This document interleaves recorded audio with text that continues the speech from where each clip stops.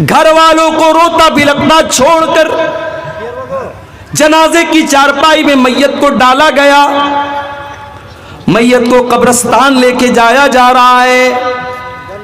रिश्तेदार मैयत की चारपाई को कांधा दे रहे हैं। बेटा कांधा दे रहा है, पोता कांधा दे रहा है, भतीजा कांधा दे रहा है, भांजा कांधा दे रहा है।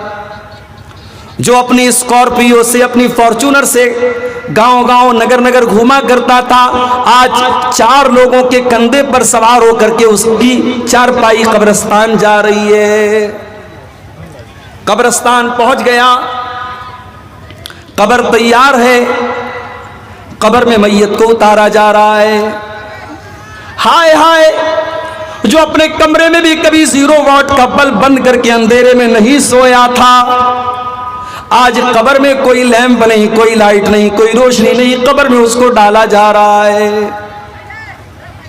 उसमें जहरीले जानवर भी आ सकते हैं, उसमें सांप और बिच्छू भी आ सकते हैं।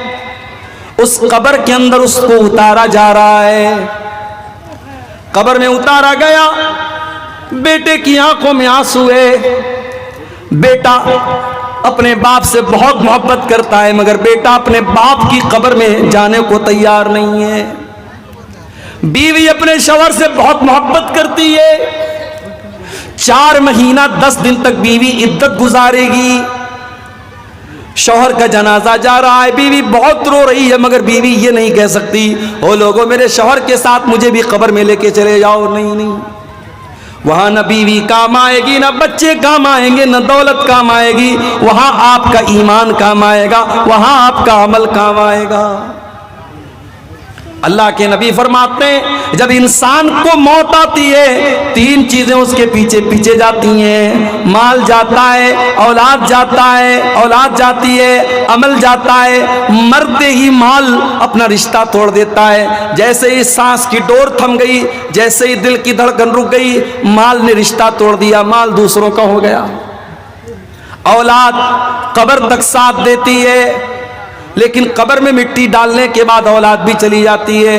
अब कब्र में जब मुनकर नकीर आएंगे और आपसे सवाल करेंगे, मन रब्बू का, तेरा रब कौन है? मन नबियों का, तेरे नबी कौन है? माँ दीनों का, तेरा दीन क्या है? मेरे प्यारे भाइयों, उस कब्र की तारीकी में इन 3 सवालों का जवाब आपको खुद ही देना पड़ेगा, खुद ही देना पड़ेगा। मेरे नौजवानों, ये हीरोगिरी छोड़ दो, ये सड़कों पर तमाशे लगाना छोड़ दो, ये लड़कियों को छेड़ना छोड़ दो, ये बेगैरती और बेहयाई छोड़ दो। कब्र में आपको आपकी नेकियां काम आएंगी और आपके गुनाह सजा का सबब बनेंगे। मेरे प्यारे साथी, वमल हयातुद दुनिया इल्ला मताउल गुरूर। कुरान कहता है ये दुनिया तो धोखे का सामान है। ये दुनिया देखने में बहुत बड़ी लग रही है, मगर आखिरत में इस दुनिया की कोई हैसियत नहीं होगी। अल्लाह के नबी उदाहरण देते हैं, मिसाल देते हैं, एग्जाम्पल देते हैं। एक आदमी को लाया जाएगा कयामत के दिन, यूता बिअनाम अहली दुनिया, वो दुनिया में बहुत ऐशो आराम से रहने वाला होगा। पूरे बानी कोल में उससे बड़ा किसी का मकान नहीं होगा, उससे ज्यादा किसी के घर में दौलत नहीं होगी, उसके घर में 4 व्हीलर की कमी नहीं, उसकी औलाद भी बहुत खूबसूरत, उसके लड़के लड़कियां भी बहुत खूबसूरत, उसका मकान भी बहुत शानदार। न दौलत की कमी, न ताकत की कमी, न हुस्न जमाल की कमी, बहुत ऐशो आराम से रहता था। लेकिन अल्लाह की अदालत में वो जहन्नम में जाने वाला था। अल्लाह के नबी फरमाते हैं, उस इंसान को लाया जाएगा फयुस्बगु सबगतन फिन्नार, और एक पल के लिए जहन्नम में डाला जाएगा। मैं तो बनारस का रहने वाला हूं, हमारे यहाँ कपड़े का काम होता है। ये जो हम कपड़ा पहनते हैं ना, इसमें जो एक एक धागा होता है, इसका पूरा प्रोसेस मैंने अपनी आंखों से, हमारे घर का कारोबार है, हमारे बाप दादा ये काम करते चले आए। ये जो कपड़े का धागा होता है ना, उसको डाई करते हैं, कलर करते हैं। तो पानी को पहले खौलाते हैं, और पानी जब बिल्कुल खौलने लगता है उसमें कलर डालते हैं, और उसमें बहुत सारा केमिकल भी डालते हैं। और उसके बाद धागे को जब डालते हैं, अच्छा धागे को कलर करने की भी बड़ी स्टाइल होती है। एक ही दुपट्टे में 3-3 4-4 कलर कैसे आ जाता है, वो भी कलर करने की, डाई करने की एक तरकीब होती है। तो जो कलर करते हैं कपड़े को या धागे को, कभी आपने देखा होगा दुकान वगैरह पर कि वो बर्तन में पानी गर्म करते हैं और कपड़े को डाल करके फौरन निकाल लेते हैं। फौरन क्यों निकाल लेते? ताकि कलर ज्यादा ना हो जाए, ज्यादा गहरा ना हो जाए। जितना कलर हमें चाहिए उतना ही कलर हमको मिलना चाहिए। अल्लाह के नबी के अल्फाज पर गौर करो। एक आदमी दुनिया में बहुत ऐशो आराम से रहता था, न पैसे की कमी, न खाने पीने की कमी, न दौलत की कमी, न मकान की कमी, न सवारी की कमी। उस इंसान को एक पल के लिए अल्लाह ताला जहन्नम में डालेगा। जिस तरीके से कपड़े की रंगाई करने वाला कपड़े को बर्तन में डाल करके निकाल लेता है, धागे को डाल करके निकाल लेता है, अल्लाह ताला जहन्नम में डाल करके एक पल के लिए निकालेगा। अल्लाह पूछेगा, है मेरे बंदे, हल रायत खैरन कत्तु हल मर्र बिका नईमुन कत्तु, ऐ मेरे बंदे क्या कभी तूने कोई भलाई देखी, क्या कभी तूने कोई नेमत देखी, क्या कभी तूने कोई सुख देखा, क्या कभी तूने कोई खुशी देखी, क्या कभी तूने कोई ऐशो आराम देखा? सारी जिंदगी ऐशो आराम में गुजारने वाला वो इंसान कहेगा, मा रअयतु खैरन कत्तु, ऐ अल्लाह मैंने कभी कोई भलाई नहीं देखी, मैंने कभी कोई सुख नहीं देखा, मैंने कभी कोई ऐशो आराम नहीं देखा। एक पल के लिए, सिर्फ एक, मैं मिनट भी नहीं कह सकता, मैं सेकंड भी नहीं कह सकता, एक सेकंड का भी कितना हिस्सा था मैं नहीं जानता। एक पल के लिए जहन्नम में डालने के बाद इंसान दुनिया का सारा सुख चैन भूल जाएगा। मेरे प्यारे साथी, होटल में खाना बचा हुआ है, जिसको जरूरत है, भूख लगी है, 50 रुपया में पेट भर के खाना है, जिसको जरूरत है वो जाके खा ले। वमल हयातुद दुनिया इल्ला मताउल गुरूर। गौर करो मेरे प्यारे साथियों, आखिरत के मुकाबले में दुनिया की क्या औकात है। इसीलिए अल्लाह के नबी एक दिन सहाबा के साथ जा रहे थे, रास्ते में एक मरी हुई बकरी का बच्चा पड़ा हुआ था। आपने सहाबा से कहा, छोटे छोटे कान वाला बकरी का बच्चा था, मरा हुआ बच्चा था। आपने फरमाया कि कौन इस बकरी के मरे हुए बच्चे को 1 दिरहम में खरीदेगा? सहाबा ने कहा, अल्लाह के नबी, ये तो वैसे भी छोटे छोटे कान वाला ऐबदार है और मरा हुआ है, 1 दिरहम की आप बात करते हैं, अगर इसको कोई फ्री में देगा तो भी हम खरीदने को तैयार नहीं है। क्या जवाब दिया जनाबे मोहम्मद रसूलुल्लाह ने? जरा गौर से सुनना मेरे प्यारे साथियों।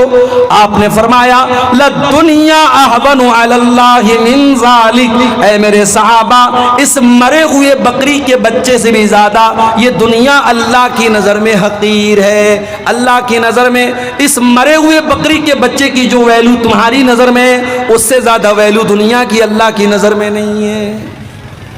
और हम और आप दुनिया के लिए मरे जा रहे हैं। हाय दुनिया, हाय दुनिया, दुनिया की औरत, दुनिया की दौलत, दुनिया की ताकत, दुनिया का नशा, दुनिया हमको बर्बाद की हुई है। मेरे प्यारे साथी,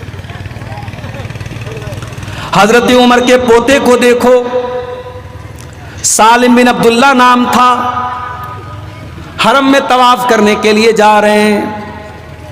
उस दौर का बादशाह जिसका नाम हिशाम बिन अब्दुल मलिक था, उसने देखा बहुत भीड़ लगी है, लोग मुसाफा कर रहे हैं, लोग मिलने आ रहे हैं। पूछा कौन है?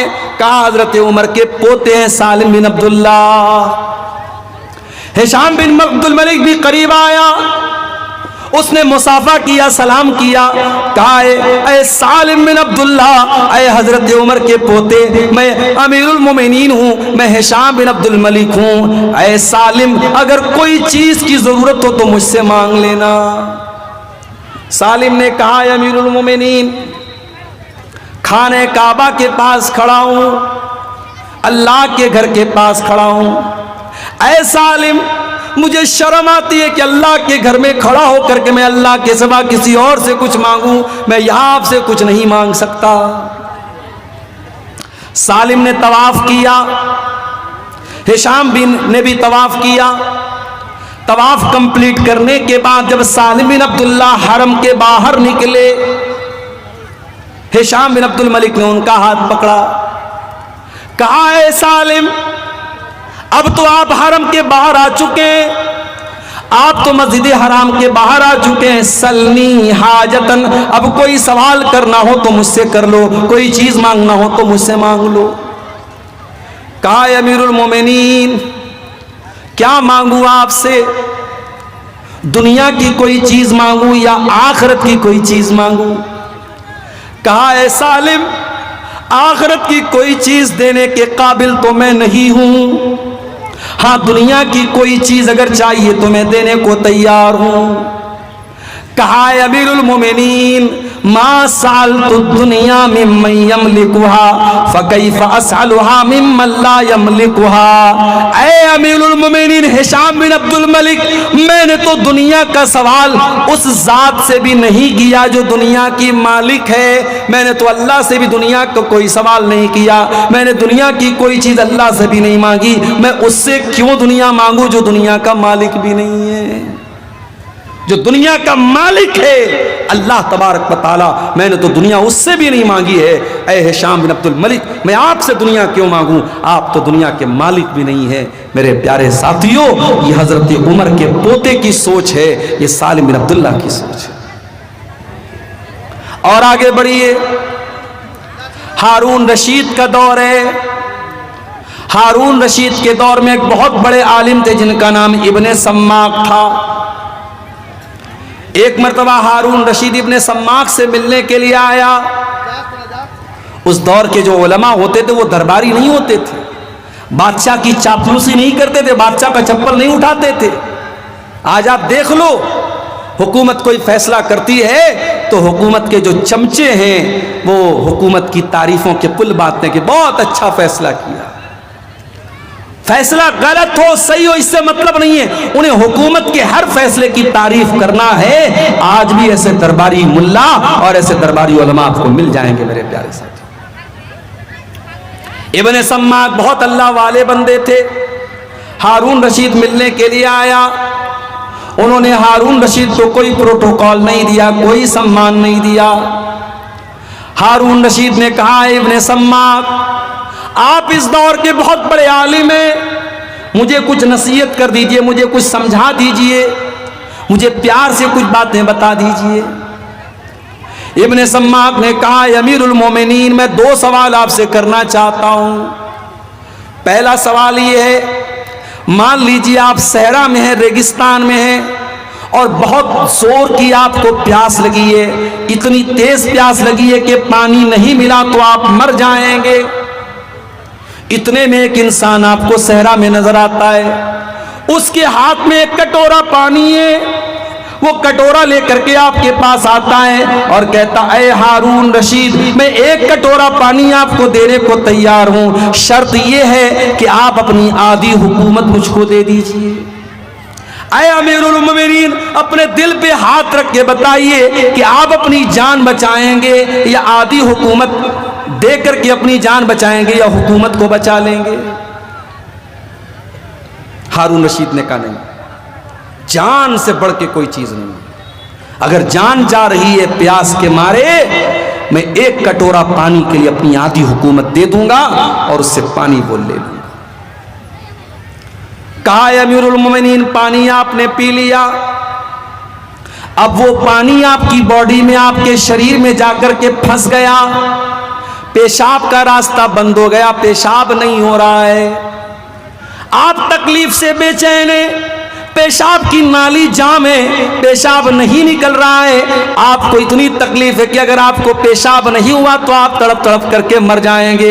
इतने में एक इंसान आता है और कहता, ऐ हारून रशीद, मेरे पास ऐसी दवा है, मेरे पास ऐसा तरीका है, मैं आपको वो दवा दे दूंगा, आपका पेशाब जो फंसा हुआ है, आपके बदन में जो पानी फंसा हुआ है वो बाहर निकल जाएगा, आपको रिलैक्स मिल जाएगा, आपको आराम मिल जाएगा, मगर शर्त यह है कि आपको अपनी आधी हुकूमत मुझको देना पड़ेगा। अय हारून रशीद, अब सच्ची बताना कि आप अपनी जान बचाएंगे या आप हुकूमत बचाएंगे। कहा अगर ऐसी सिचुएशन आ जाए, ऐसी कंडीशन आ जाए, जान का खतरा आ जाए, अगर पेशाब नहीं हुआ तो मेरी जान चली जाएगी, ऐसी सूरत में मैं आधी हुकूमत दे करके अपनी जान बचा लूंगा। कहा अमीरुल मोमिनीन, आज के बाद इस हुकूमत पर कभी नाज मत करना। अय अमीरुल मोमिनीन हारून रशीद, अपनी हुकूमत पर कभी नाज मत करना।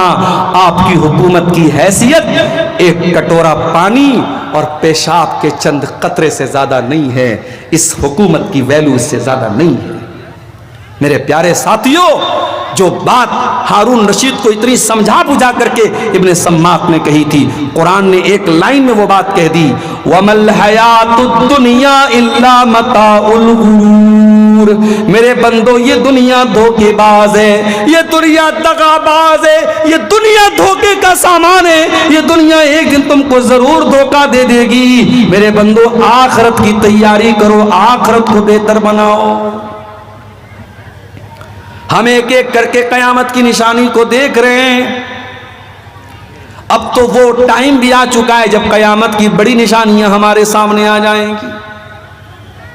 सही मुस्लिम की रिवायत है, हजरत हुज़ैफा बिन असीद गिफारी फरमाते हैं कि हम लोग आपस में बैठ करके बातचीत कर रहे थे। इतने में अल्लाह के नबी आए। आपने पूछा, मां तज़ा करून, क्या बात चल रही है? सहाबा ने कहा, नज़्कुरुस्सा, हम कयामत पर बातें कर रहे हैं। ओ आईपीएल का मैच देखने वाले मेरे नौजवानों, वो अपनी चूड़ी और कंगन और ईयररिंग के बारे में बात करने वाली मेरी प्यारी माँ बहनों, वो अपनी दुनिया में मगन रहने वाले मेरे नौजवानों, जरा नबी के सहाबा से सीखो। नबी के सहाबा आपस में क्या चर्चा कर रहे हैं, क्या डिस्कशन कर रहे हैं, क्या गुफ्तगू कर रहे हैं, क्या बातें कर रहे हैं। कहते हैं, अल्लाह के नबी, हम कयामत की बात कर रहे हैं। सहाबा कयामत की बात करते थे। हम कब कयामत की बात करते हैं मेरे भाई? जलसा हो रहा है, प्रोग्राम हो रहा है, जितने लोग मैदान में फील्ड में नहीं, उससे ज्यादा आपको सड़क पर चलते हुए नजर आ जाएंगे।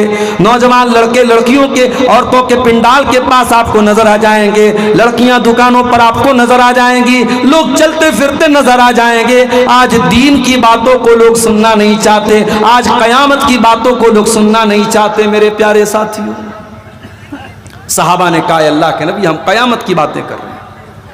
आपने फरमाया, इन्नहा लन तकूम हत्ता तरौना अशरायात। ऐ मेरे सहाबा, कयामत उस वक्त तक नहीं आएगी जब तक तुम 10 बड़ी बड़ी निशानियों को न देख लो। अद्दुखान, कयामत की एक बहुत बड़ी निशानी होगी, आसमान में धुआं नजर आएगा, बहुत बड़ा धुआं नजर आएगा। ईमान वाले उस धुएं की वजह से जुकाम का शिकार हो जाएंगे, और जो काफिर होंगे, जो मुनाफिक होंगे, वो धुआं उनकी नाक में जाकर के उनको जान से मार देगा। कयामत के पहले वो धुआं आएगा। वह दज्जाल, और काना दज्जाल आएगा, जो एक इंसान होगा, लंबा चौड़ा होगा, घुंघराले बाल वाला होगा, एक आंख का काना होगा, माथे पर काफ फारा लिखा होगा, मक्का मदीना में दाखिल नहीं हो पाएगा। उसको अल्लाह ताला बहुत ताकत और बहुत पावर देगा, वो लोगों को मौत भी देगा, वो मरने के बाद लोगों को जिंदा भी कर देगा। उसके पास नकली जन्नत भी होगी, नकली जहन्नम भी होगी।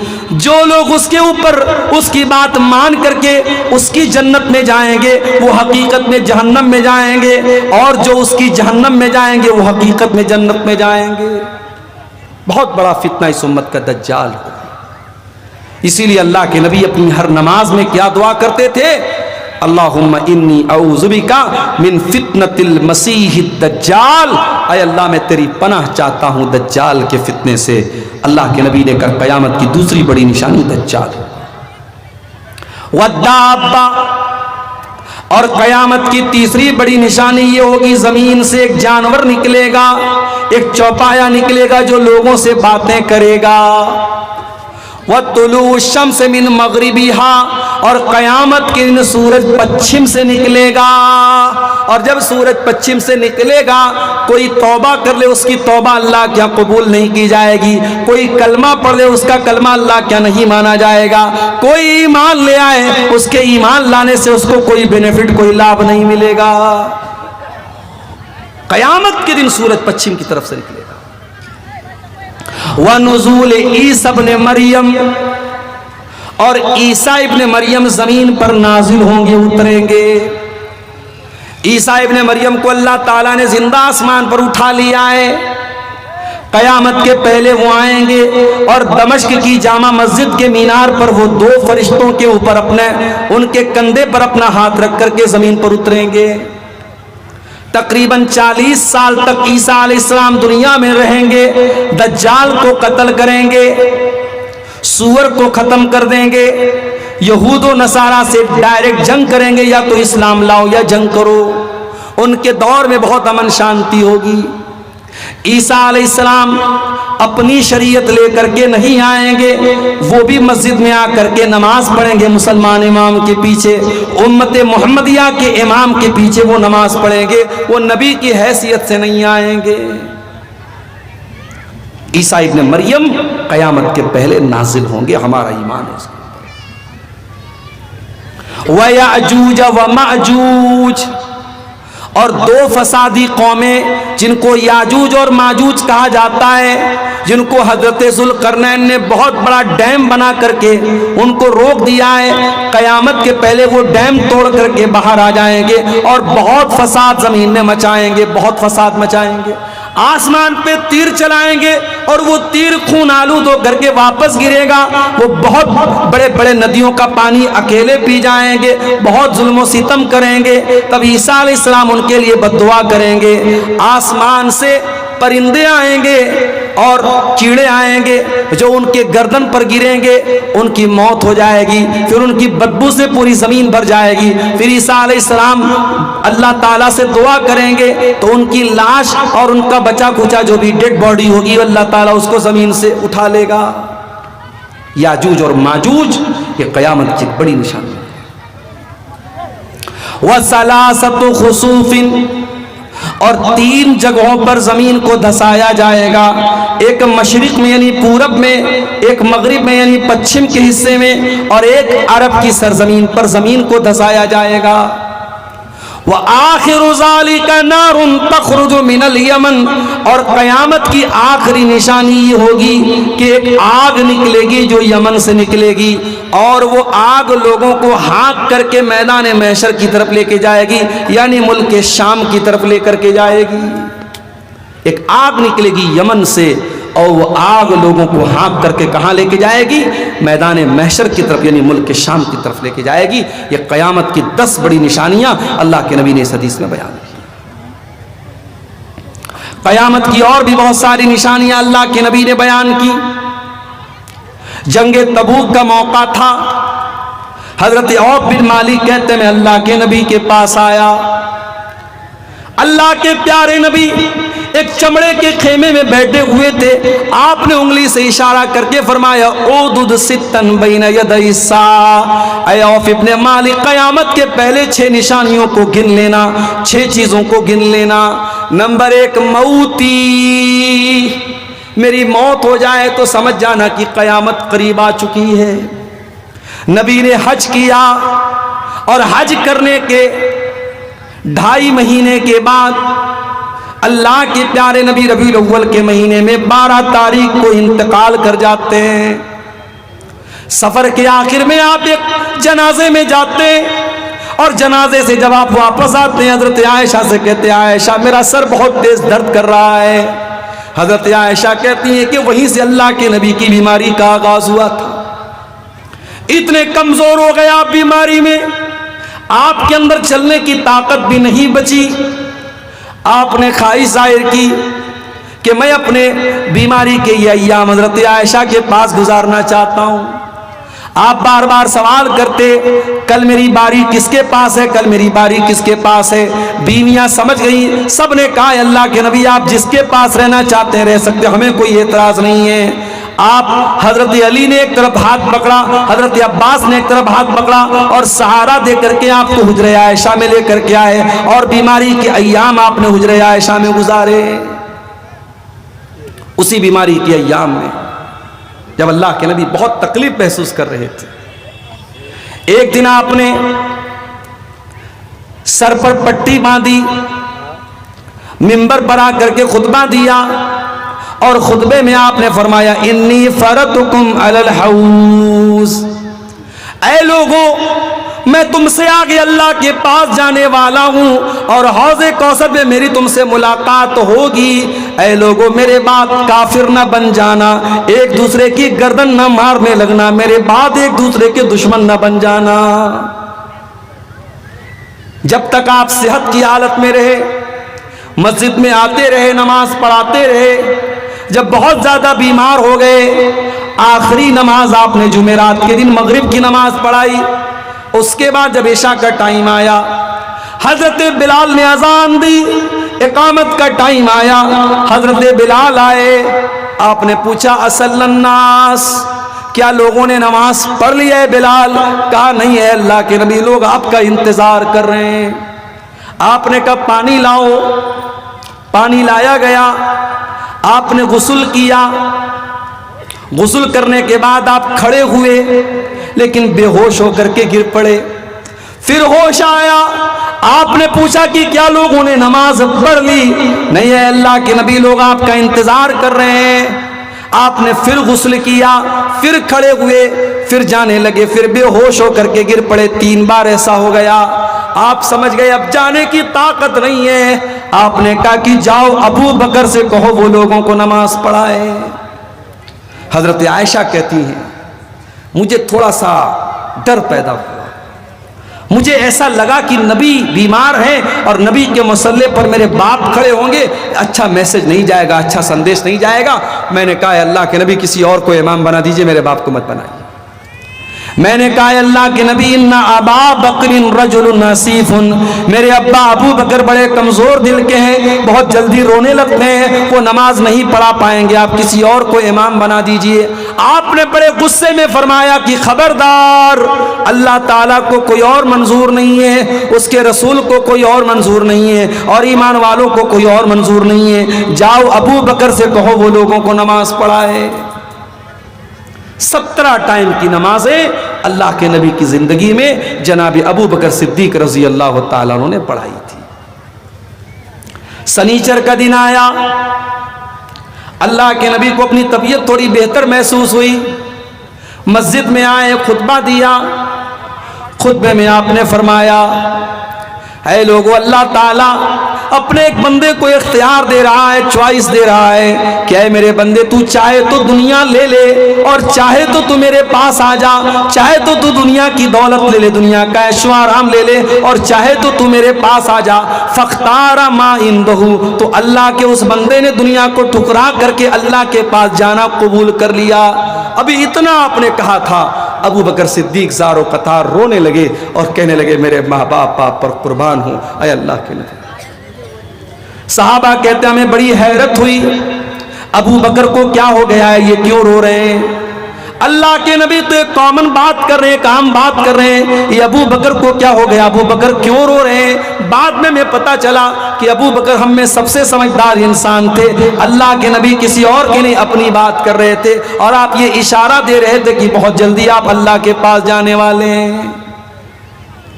उसी खुतबे में आपने फरमाया कि ऐ लोगों, मेरे ऊपर सबसे ज्यादा अगर किसी ने एहसान किया है अपने माल के जरिए, अपनी सोबत के जरिए, तो अबू बकर ने किया है। मस्जिद में जितने लोगों के खिड़की दरवाजे हैं, सबके दरवाजे बंद कर दिए जाएं सिवाय अबू बकर के। इतवार का दिन आया, इंतकाल के एक दिन पहले का दिन, सारे हथियार वगैरह आपने मुसलमानों को वक्फ कर दिए। आजकल वक्फ का बड़ा मसला चल रहा है। आने वाले दौर में आपका कब्रिस्तान, आपकी मस्जिद, आपका मदरसा, अगर कागज आपके पास मजबूत नहीं है, नाजायज कब्जा कर लिया जाएगा। इसलिए अपने कागज को बहुत मजबूत करो, अपनी तहरीर को मजबूत करो। वक्फ अगर कोई चीज है तो उसको कागज के एतबार से बहुत मजबूत कर लो मेरे प्यारे साथ। अल्लाह के नबी ने अपना सारा हथियार तलवार वगैरह मुसलमानों को वक्फ कर दी। आपके घर में 7 दीनार रखे थे, आपने सदका कर दिया।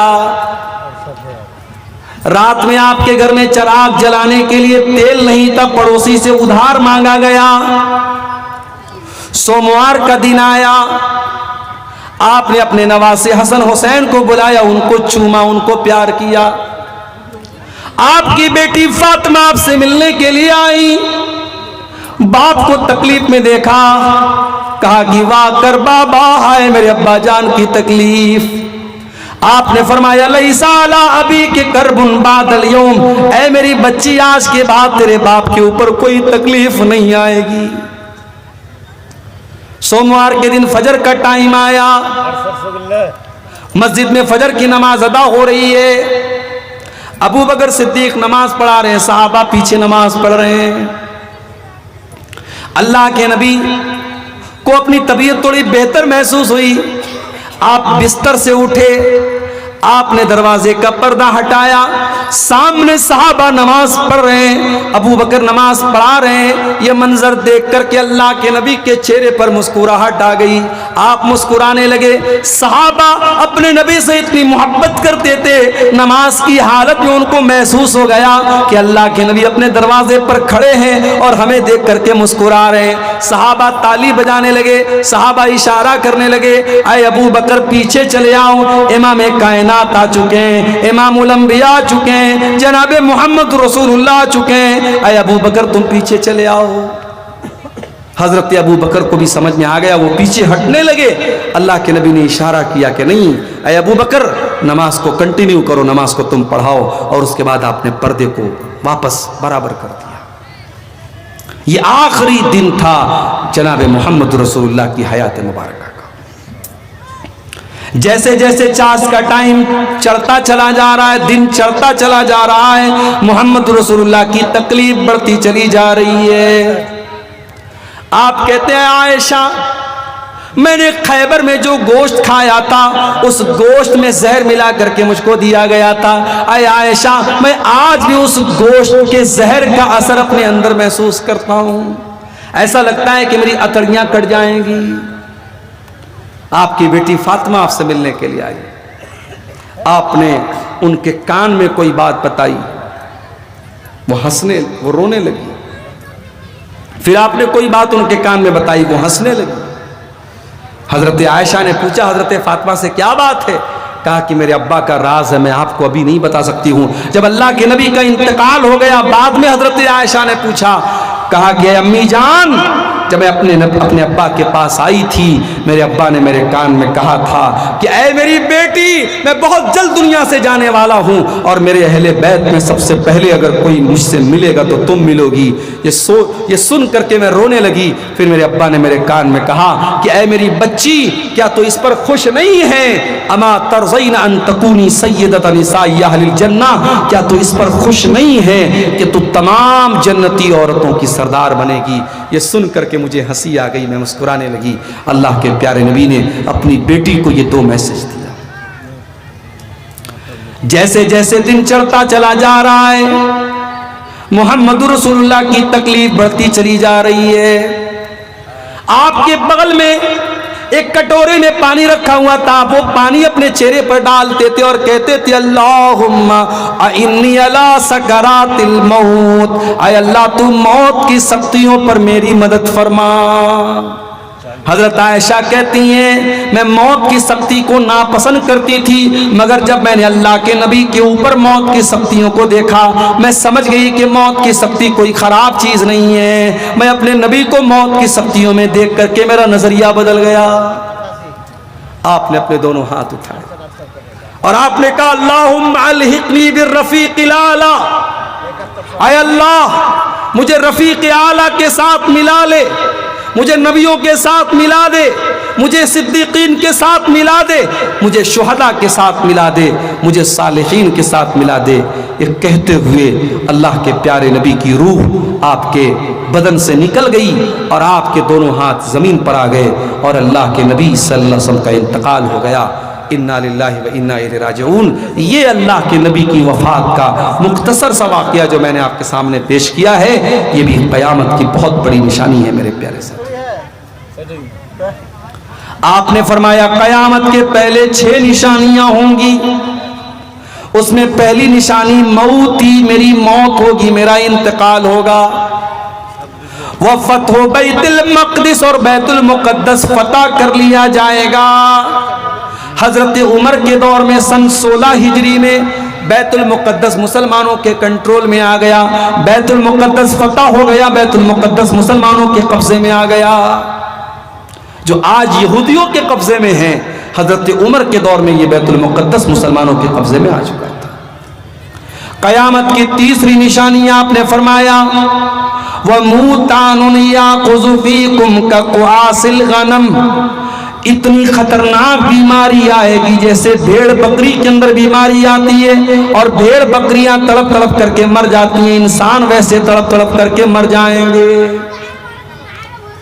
सन 18 हिजरी में मुल्क के शाम में एक बीमारी फैली थी, इसको अमवास, ताउन अमवास कहा जाता है। उस बीमारी में 10,000 से ज्यादा सहाबे किराम इंतकाल कर गए थे। उस बीमारी की तरफ अल्लाह के नबी ने इशारा किया कि क़यामत के पहले ऐसी बीमारी आएगी। उसके बाद आपने फरमाया वस्तिफाज़तुल माल, और क़यामत के पहले माल बहुत ज्यादा फैल जाएगा, पैसा लोगों के पास बहुत ज्यादा आ जाएगा। हत्ता युतर रजुल मिअत दीनारिन फयज़ल्लु साखितन, एक इंसान को 100 दीनार दिया जाएगा तब भी नाराज रहेगा। 100 दीनार, 100 सोने के सिक्के की वैल्यू भी उसकी नजर में कुछ नहीं होगी। उसके बाद आपने फरमाया सुम्मा फितनतुन, फिर अरब के अंदर एक बहुत बड़ा फितना होगा। ला यबका बैतुम मिनल अरब इल्ला दखलतहु, अरब के हर घर में वो फितना दाखिल हो जाएगा। आपने अरब का नाम लिया, चूंकि आप उस वक्त जिन लोगों को बात बयान कर रहे थे वो अरब के लोग थे। आज के दौर में ये हदीस हमारे ऊपर भी लागू होती है कि ऐसा फितना आ जाएगा जो हर घर में दाखिल हो जाएगा। जैसे मोबाइल का फितना है, जैसे सोशल मीडिया का फितना है। दीनदार आदमी है, दाढ़ी वाला है, नमाजी है, माथे पर सजदे का निशान है, उसके फेसबुक पर भी नंगी तस्वीर आ रही है, उसके यूट्यूब पर भी बेहुदा फोटो और वीडियो आ रहे हैं। और अब तो हमारे यूट्यूबर हजरात की मेहरबानी है, अब तो तकरीरों के थंबनेल भी इतने गंदे और इतने नापाक बनाए जा रहे हैं कि देख करके शर्म आती है। क्या ये फितना नहीं है? ये बहुत बड़ा फितना है मेरे प्यारे साथियों। कहते हैं कि कुत्ते की दुम सीधी हो सकती है, इंसान अगर जिद्दी हो तो कभी सीधा नहीं हो सकता है। 1000 बार मना किया जा चुका है, उलमा मना करते हैं, मुकर्रिरीन मना करते कि मत करो ये काम। अपनी व्यूअरशिप बढ़ाने के लिए गंदे और गलत सलत थंबनेल मत लगाओ, मगर ये यूट्यूबर हजरात बाज नहीं आते।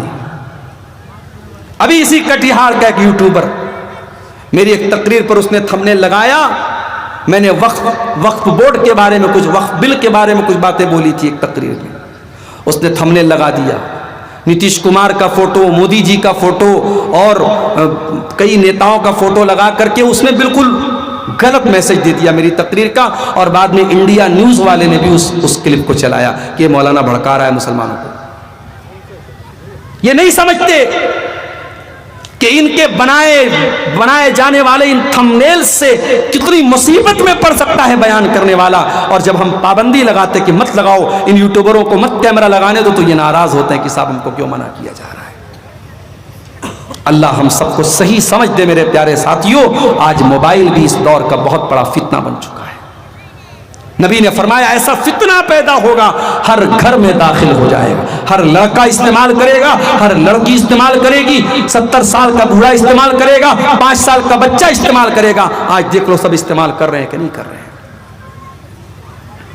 उसके बाद आपने फरमाया कयामत की एक निशानी ये भी होगी, सुम्मा हुदनतुन तकूनु बैनकुम व बैन बनिल अस्फर, तुम्हारे दरमियान और रूमियों के दरमियान सुलह होगी, फिर रूमी गद्दारी करेंगे और तुमसे लड़ने के लिए बहुत बड़ी फौज लेकर के आएंगे। 12 अलग अलग झंडों वाली फौज लेकर के 12 कंट्री के लोग तुमसे लड़ने के लिए आएंगे और हर झंडे के नीचे 80,000 की फौज होगी, यानी लाखों की फौज तुमसे मुकाबला करने के लिए आएगी। अब इस हदीस का क्या मतलब है?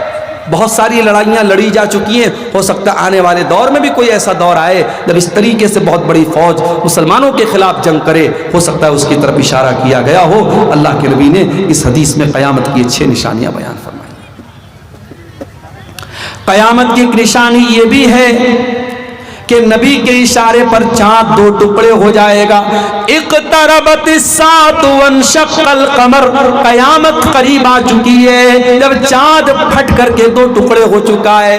जब मक्का के काफिरों के कहने पर नबी ने उंगली से इशारा किया था और चांदनी रात का पूरा चांद 2 टुकड़े हो गया था और एक चांद का टुकड़ा पहाड़ी के एक तरफ नजर आया और एक टुकड़ा एक तरफ नजर आया, और हिंदुस्तान के एक राजा ने भी वो मंजर देखा था जो बाद में ईमान ले आया था। तारीख हमें, इतिहास हमें यह भी बताता है कि चांद के जब 2 टुकड़े हुए तो भारत की सरजमीन से एक राजा ने देखा था, इसका नाम राजा दीबल लिखा है मौर्रिखीन ने, और वो सिंध का राजा था जो बाद में ईमान भी ले आया था। मेरे प्यारे साथियों, चांद का 2 टुकड़े होना यह भी क़यामत की एक निशानी है।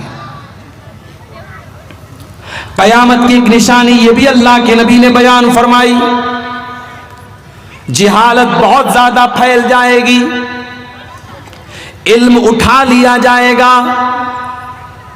आज इल्म कैसे उठ रहा है आप देख लीजिए। मदरसे में पढ़ाने वाले टीचरों की कमी है, मदरसे में पढ़ने वाले बच्चों की कमी है। ना हमारे बच्चे मदरसों में पढ़ना चाहते हैं, ना अच्छी सलाहियत वाले मदरसों में पढ़ाना चाहते हैं। आज ये मदरसे जो चल रहे हैं, अगर ये मदरसे भी बंद हो गए, कल कौन आपको कुरान पढ़ाएगा, कौन आपको हदीस पढ़ाएगा? मेरे प्यारे भाइयों, अगर ये मदरसे भी बंद हो गए, कल आपके बच्चों को, कल आपकी आने वाली नस्लों को कुरान पढ़ाने वाला कोई नहीं बचेगा। आपके मरने पर कोई जनाजा पढ़ाने वाला नहीं होगा, आपकी बच्ची के निकाह पर कोई निकाह पढ़ाने वाला नहीं होगा। जाहिल लोग निकाह पढ़ाएंगे, जाहिल लोग नमाज पढ़ाएंगे, जाहिल लोग जनाजा पढ़ाएंगे, जाहिलों का दौरा हो जाए। आज आप देख ले, अब तो माशाल्लाह एआई का दौर आ गया है। आईफोन आपके पास है, उसमें एआई है। श्री बताओ ईशा की नमाज में कितनी रकात है, श्री आपको बता देगी ईशा में कितनी नमाज है। सैमसंग का फोन आपके पास है, उसमें जेमिनी के नाम से एआई का ऐप है। जेमिनी बताओ वजू का तरीका क्या है, वो बता देगी जेमिनी आपको वजू का तरीका क्या है। अभी एक नया एआई टूल आया है गुरु के नाम से, उससे जो पूछो वो जवाब दे देता है।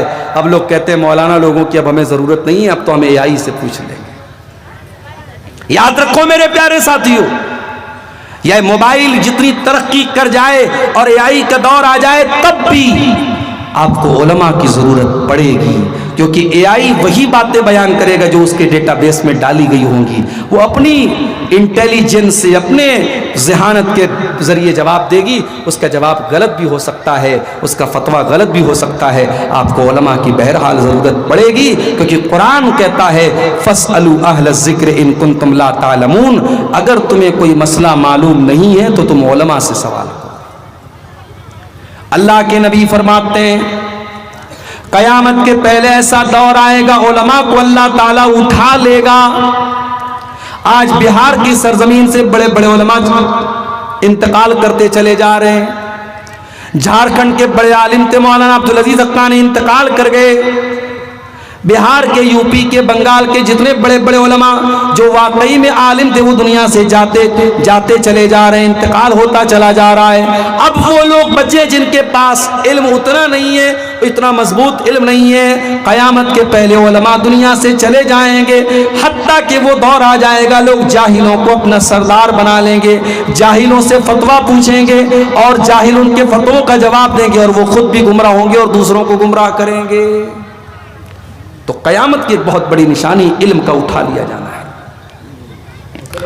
कयामत की एक निशानी ये भी होगी, बेईमान लोगों को ओहदा दिया जाएगा, कुर्सी दी जाएगी, जिम्मेदारी दी जाएगी। आपने फरमाया इज़ा ज़ुय्यतिल अमानतु फंतज़िरिस्साह, ऐ मेरे सहाबा, जब अमानत को बर्बाद कर दिया जाए तो कयामत का इंतजार करना। सहाबा ने कहा अल्लाह के नबी, अमानत को कैसे बर्बाद कर दिया जाएगा? आपने फरमाया इज़ा वुस्सिदल अम्रु इला गैरि अहलिही, जब जिम्मेदारी ना अहल लोगों को दे दी जाए। मदरसे का नाजिम कौन है? जो जाहिल है। मस्जिद का मुतवल्ली कौन है? जो एक टाइम की नमाज नहीं पढ़ता है। जमात का अमीर कौन है? जिसके पास ईमानदारी और दीनदारी नहीं है। आज ये जमात के, मस्जिद के, मदरसे की जिम्मेदारी और ओहदे नालायक लोगों के हाथ में भी जा रहे हैं। मेरे प्यारे भाइयों, अगर ये जिम्मेदारी ना अहल लोगों को दे दी जाए तो समझ जाओ ये कयामत के करीब होने की निशानी है। कयामत की एक निशानी आपने ये भी बयान फरमाई, गंगा उल्टी बहेगी। जो हमारे यहाँ एक मुहावरा बोला जाता है, गंगा उल्टी बहेगी, क्या मतलब? आपने फरमाया सयाती अलन्नासी सनवातुन खद्दात, एक ऐसा दौर भी तुम्हारे ऊपर आएगा जब धोखे का साल आ जाएगा, धोखाधड़ी आ जाएगी, सच्चे को झूठा माना जाएगा, झूठे को सच्चा माना जाएगा, ईमानदार को बेईमान कहा जाएगा, बेईमान को ईमानदार कहा जाएगा। वयंतिकु फीहा रुवैबिज़ा, और घटिया इंसान, नालायक इंसान बड़ी बड़ी बातें करेगा, बड़े बड़े मैटर में बातें करेगा, जो घटिया और नालायक इंसान होगा। कयामत की एक निशानी बेपर्दगी और बेहयाई बहुत ज्यादा फैल जाएगी। आपने फरमाया मेरी उम्मत के दो किस्म के लोग ऐसे होंगे जो जहन्नम में जाएंगे। कौमुन माहुम सियातुन काज़ना बिल बकर यज़रिबून बिहन्नास, ऐसे लोग आएंगे जिनके हाथ में कोड़ा होगा और वो कोड़े से लोगों को मारेंगे, लोगों पर अत्याचार करेंगे, लोगों पर जुल्म करेंगे। आज इसराइल और फलस्तीन के हालात देख लो मेरे प्यारे साथियों। आज फलस्तीन पर इसराइल का हमला होता है और ड्रोन हमला होता है और बम बरसाए जाते हैं, और वीडियो में हम देखते हैं इतना खतरनाक धमाका होता है कि जमीन से लोग उछल करके हवा में उड़ने लगते हैं। छोटे छोटे बच्चों की लाशों के चित्र उड़ जाते हैं, औरतों की लाशों के चित्र उड़ जाते हैं, मगर दुनिया वालों के ऊपर कोई फर्क नहीं पड़ता। जालिम जुल्म करेगा और कोई रोकने वाला, कोई टोकने वाला नहीं होगा। वनिसाउन कासियातुन नारियातुन मुमीलातुन माइलातुन, और कयामत के पहले ऐसी औरतें सामने आएंगी जो कपड़ा पहनने के बावजूद नंगी होंगी। आज बॉलीवुड की फिल्मों ने हमारे मुल्क का वो कल्चर बना दिया है कि आज हालात ये हो गए कि औरत के बदन का कोई पार्ट अब प्राइवेट पार्ट नहीं रह गया। अब तो कहा जाने लगा कि औरत के बदन का प्राइवेट पार्ट सिर्फ उसकी किडनी और लीवर बचा, उसके बदन का कोई पार्ट अब प्राइवेट नहीं बचा है। इतना नंगा कर दिया गया औरत को, ऐसा लिबास पहना दिया गया औरत को कि अब उसके बदन की कोई चीज छुपी हुई नहीं है। कासियातुन आरियातुन, ऐसी औरतें सामने आएंगी जो कपड़ा पहन करके नंगी होंगी। अब तो आम बात है, मुसलमानों के घरों में ऐसे कपड़े पहने जा रहे हैं जिसमें औरत के का बदन नजर आ रहा है, औरत का शरीर नजर आ रहा है। मुमीलातिन माइलातिन, ऐसी औरतें गैर मर्दों को अपनी तरफ आकर्षित करेंगी, खींचेगी, और जब रास्ते में चलेंगी तो उनकी चाल भी बेहया औरतों की तरह चलने वाली होगी। औरत की चाल से पता चल जाता है कि ये बेहया औरत है या अच्छी औरत है, दीनदार औरत है, उसकी चाल बता देती है। रूसुन्ना कास्निमतिल बुख्तिल माइला, उनका हेयर स्टाइल ऐसा होगा जैसे ऊंट का कोहान होता है। ला यदखुलल जन्ना, ऐसी औरतें जन्नत में नहीं जाएंगी, और जन्नत में जाना तो बहुत दूर की बात है। वला यजिदना रिहा, ऐसी औरतें तो जन्नत की खुशबू भी नहीं पाएंगी। कयामत की एक निशानी अल्लाह के नबी ने यह भी बयान फरमाई, अंतलिदल अमतु रब्बतहा, कि माँ अपने बच्चे को जन्म नहीं देगी बल्कि माँ अपनी मालकन को जन्म देगी। यानी जो औलाद पैदा होगी वो माँ बाप पर हुकूमत करेगी।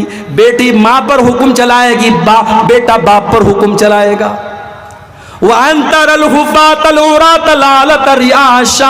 और तुम देखोगे नंगे बदन रहने वाले लोग, नंगे पैर रहने वाले लोग, नंगे सर रहने वाले लोग बड़े बड़े मकान बना करके, बड़ी बड़ी बिल्डिंग बना करके फख्र करेंगे। वो दौर भी आज हम देख रहे हैं।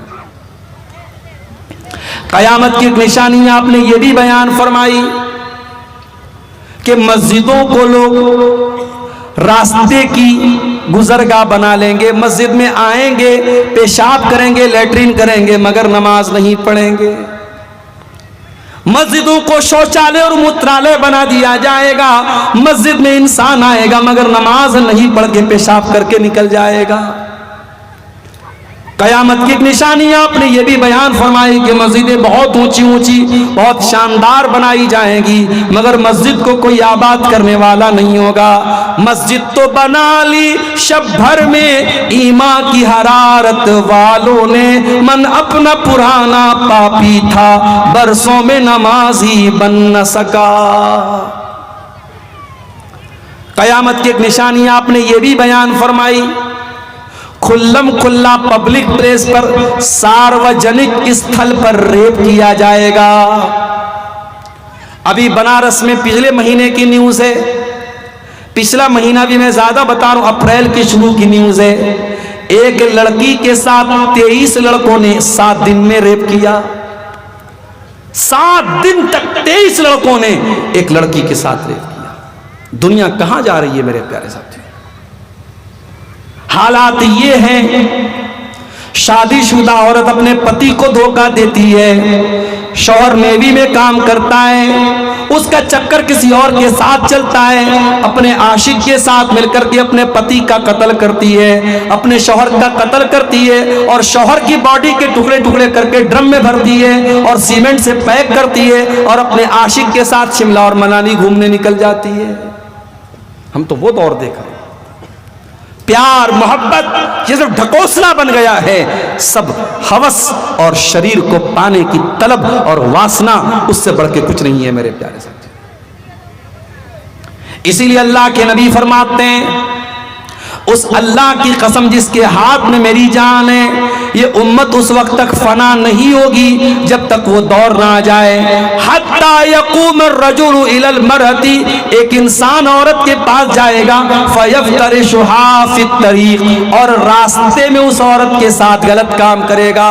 और उस दौर में जो नेक इंसान होगा, वो सबसे बड़ा नेक इंसान वो होगा जो उस आदमी से जा करके कहेगा, लौ वारई तहा वरा हाज़ल हाय, ऐ मेरे भाई पब्लिक प्लेस में ये काम मत करो, सबके सामने ये काम मत करो, जाओ पेड़ के पीछे चले जाओ, दीवार के पीछे चले जाओ। आज कोई ऐसा शहर नहीं है जहां ऐसे होटल्स ना खुले हो, जिन होटलों के बारे में मशहूर है कि ये ज़िना के अड्डे होते हैं, और उन होटलों में आपको मुसलमान लड़के और मुसलमान लड़कियां भी ज़िनाकारी और बदकारी में मुलव्विस नजर आ जाएंगे मेरे प्यारे साथी। कयामत की एक निशानी अल्लाह के नबी ने यह भी बयान फरमाई, इन्ना बैना यदहि साति फुशुवत तिजारा, कयामत के पहले बिजनेस बहुत ज्यादा फैल जाएगा, यहां तक कि औरत बिजनेस में अपने शौहर की हेल्प करेगी, मदद करेगी। दुकान खोलोगे, बीवी दुकान पर बैठेगी, काउंटर पर औरत बैठेगी, रिसेप्शन पर औरत बैठेगी। इतना ज्यादा बिजनेस फैल जाएगा कि औरत को बिजनेस में यूज किया जाएगा।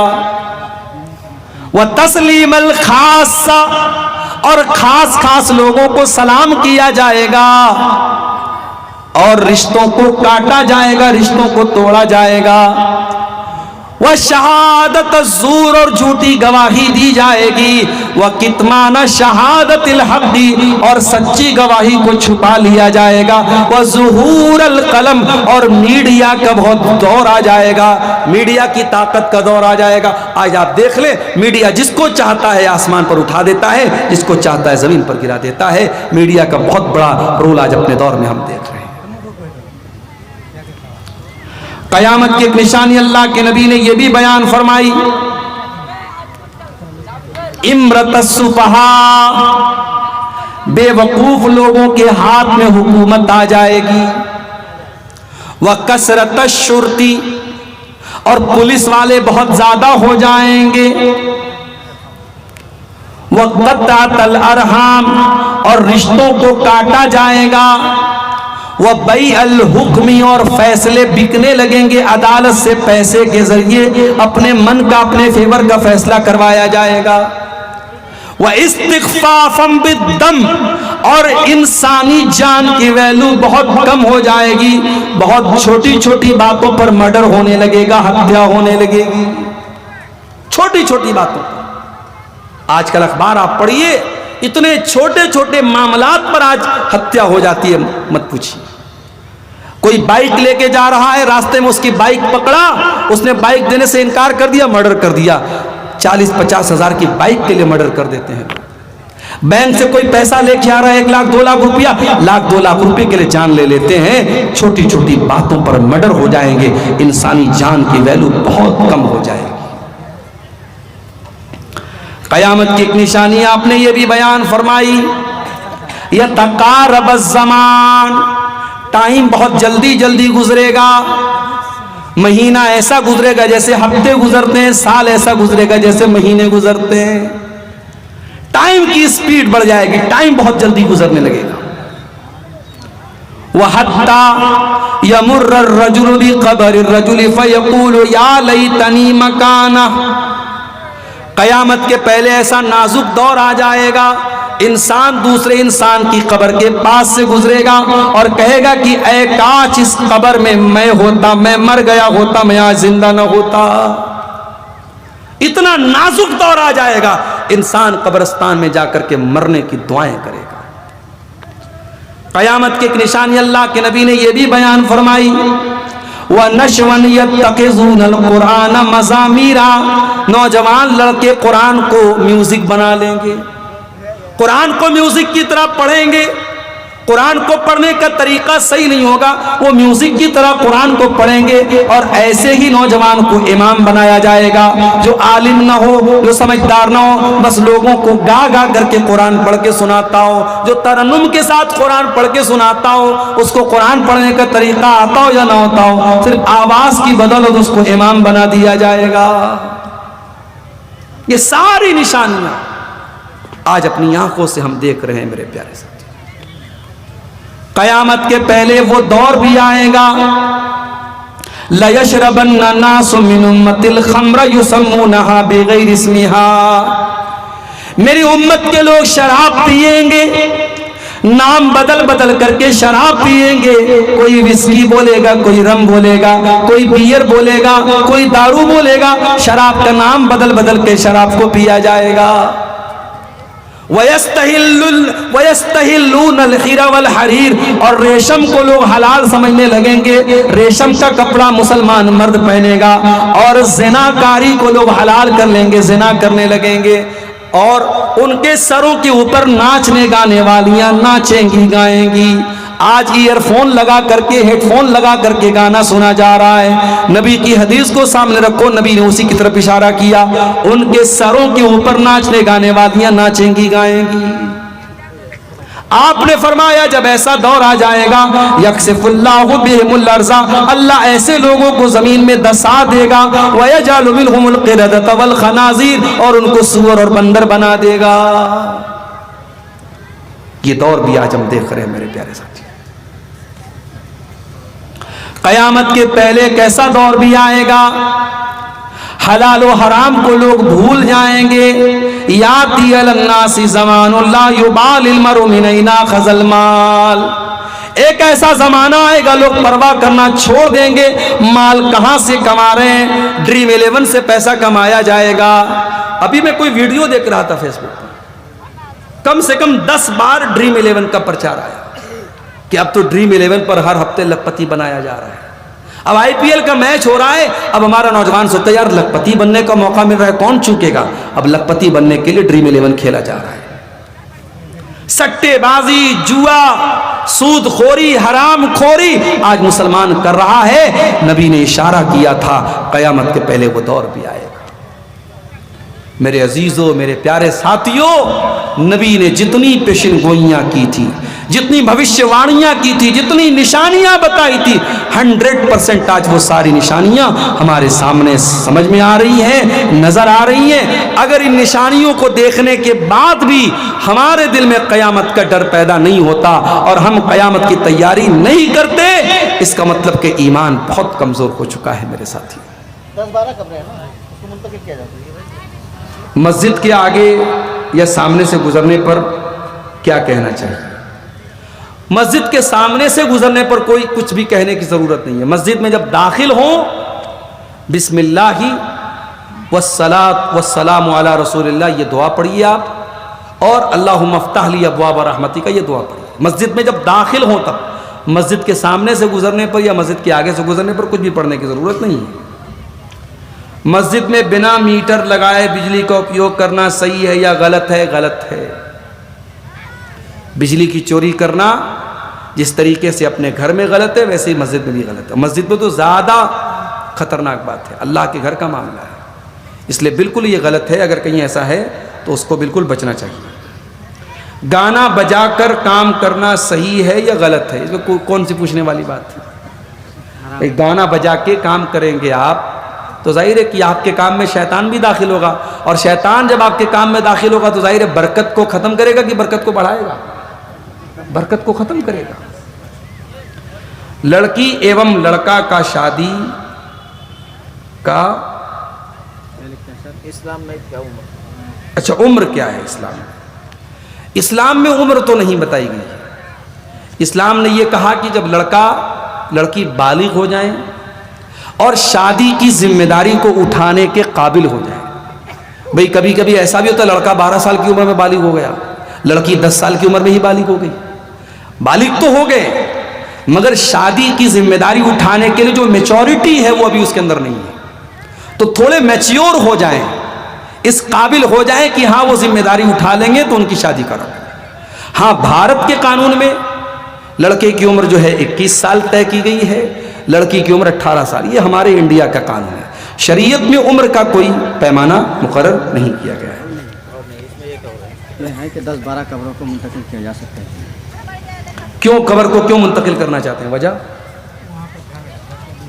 घर मकान बन रहा है, मकान के बीच में आ रहा है। देखिए, अगर कोई कब्रिस्तान में है, वो ज़मीन वो जगह कब्रिस्तान के तौर पे वक्फ की गई है, तो वहाँ पे घर बनाना हराम है, वहाँ पे घर बनाया ही नहीं जाएगा, और घर बनाने के लिए कब्र को कहीं ट्रांसफ़र नहीं किया जाएगा।